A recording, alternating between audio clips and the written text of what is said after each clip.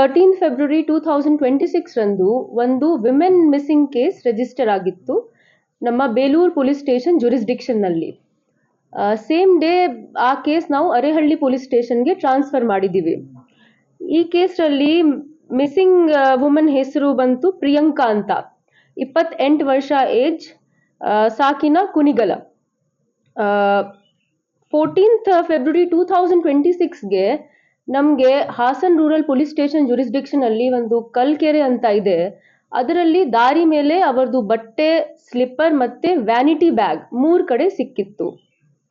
ಅದಾದ ನಂತರ ನಾವು ತನಿಖಾ ಸ್ಟಾರ್ಟ್ ಮಾಡಿದ್ದೀವಿ.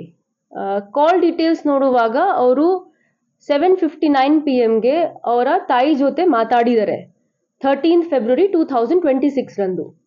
ಅದಾದ ನಂತರ 8:07 PM ಅವರು ಅವರ ಚಿಕ್ಕಮ್ಮ ಜೊತೆ ಮಾತಾಡಿದ್ದಾರೆ ಸೇಮ್ 12th ಫೆಬ್ರವರಿ 2026 ರಂದು. ಮುಂಚೆ ಅವರು ತಾಯಿ ಜೊತೆ ಮಾತಾಡಿದ್ದಾರೆ 7:59 PM, ಆಮೇಲೆ 8:07 PM ಅವರು ಅವರ ಚಿಕ್ಕಮ್ಮ ಜೊತೆ ಮಾತಾಡಿದ್ದಾರೆ. ಅದಾದ ನಂತರ 8:12 PM ಫೋನ್ ಸ್ವಿಚ್ ಆಫ್ ಆಗಿತ್ತು. 12th ಫೆಬ್ರವರಿಗೆ 13th February FIR register ಆಗಿದೆ. ಈ ಎಲ್ಲ ಡೀಟೇಲ್ಸ್ ತಗೊಂಡು ನಾವು ತನಿಖಾ ಸ್ಟಾರ್ಟ್ ಮಾಡಿದ್ದೀವಿ. ಸ್ಪೆಷಲ್ ಟೀಮ್ಸ್ ಫಾರ್ಮ್ ಮಾಡಿದ್ದೀವಿ. ನಮ್ಮ 2 ಜನ ಅಡಿಷನಲ್ SPs ಮತ್ತೆ DSP ಹಾಸನ್ ಅಧೀನ ನಾವು ಒಂದು ಸ್ಪೆಷಲ್ ಟೀಮ್ ಫಾರ್ಮೇಶನ್ ಮಾಡಿದ್ದೀವಿ. ಕಾಲ್ ಡೀಟೇಲ್ಸ್ ಮತ್ತೆ CCTV ನೋಡುವಾಗ ಅವರಿಗೆ ಕಮ್ಯುನಿಕೇಶನ್ ಹೇಗೆ ಮಾಡ್ಕೊಂಡ್ರು ಅಥವಾ ಇಂಥ ಜಾಗದಲ್ಲಿ ಇರ್ತೀವಿ ಅಂತ ಹೇಳ್ಕೊಂಡಿದ್ರ, ಏನು ಕಮ್ಯುನಿಕೇಶನ್ ಬಿಟ್ವೀನ್ ಹಾಸನ್ ಮತ್ತೆ CDR ಇಂದಾನು ಸಿಕ್ಕಿದೆ ನಮಗೆ. ಬಟ್ ಅಗೇನ್ ಪ್ರೈಮರಿ ಮಾಹಿತಿ ಪ್ರಕಾರ ಇನ್ನೊಂದು ಫೋನ್ ಇತ್ತು. ಮೇಡಮ್, ಈ ಪ್ರಕರಣದಲ್ಲಿ ಇಷ್ಟು ಆಗಿದ್ದು ಬೇರೆ, ಬಟ್ ಅಪಾರ್ಟ್ ದಟ್ ಅದು ನಮಗೆ ಡಿಸ್ಕಷನ್ ಮಾಡಬೇಕು. ನಾವು ಏನು ಮಾಡ್ಬೋದು, ಆಸ್ ಆಫ್ ನಾವು ಅವರದು ಸುರಕ್ಷತೆ ನಮ್ಮ ಪ್ರೈಮರಿ ರೆಸ್ಪಾನ್ಸಿಬಿಲಿಟಿ ಇತ್ತು. ಸೊ ಆಸ್ ಆಫ್ ನಾವು ಅದರ ಮೇಲೆ ಫೋಕಸ್ ಮಾಡಿದ್ದೀವಿ. ಈಗ ಅವರದು ಸ್ಟೇಟ್ಮೆಂಟ್ ಮಾಡಬೇಕು, ಮೆಡಿಕಲ್ ಮಾಡಬೇಕು. ಅದಾದ ನಂತರ ವಿ ವಿಲ್ ಡಿಸೈಡ್.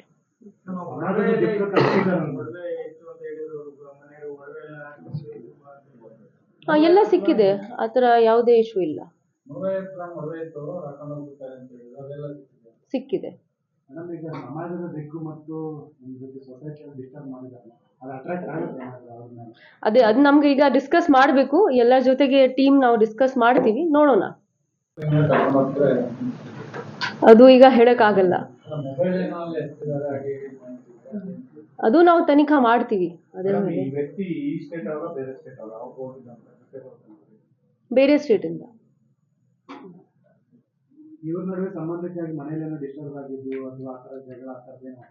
ಪ್ರೈಮರಿ ಮಾಹಿತಿ ಪ್ರಕಾರ ಆ ಥರ ಏನೂ ಇರಲಿಲ್ಲ. ಆ ಥರ ಇನ್ಫಾರ್ಮೇಶನ್ ಇನ್ನೂ ಸಿಕ್ಕಿಲ್ಲ ನಮಗೆ. ಹೌದು ಹೌದು.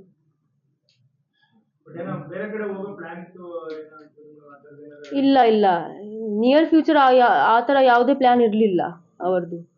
ನಿರ್ಭೀತ, ನಿಷ್ಪಕ್ಷಪಾತ, ವಿಶ್ವಾಸಾರ್ಹ ಸುದ್ದಿಗಳಿಗೆ ಮತ್ತೊಂದು ಹೆಸರಾಗಿರೋ ನ್ಯೂಸ್ 18 ಕನ್ನಡ ಈಗ ಆಪ್ನಲ್ಲೂ ಲಭ್ಯ ಇದೆ. ದಯವಿಟ್ಟು ಇಲ್ಲಿರೋ QR ಕೋಡ್ ಅನ್ನು ಸ್ಕ್ಯಾನ್ ಮಾಡಿಕೊಂಡು ಆಪ್ ಡೌನ್ಲೋಡ್ ಮಾಡೋದಕ್ಕೆ ಮರಿಬೇಡಿ.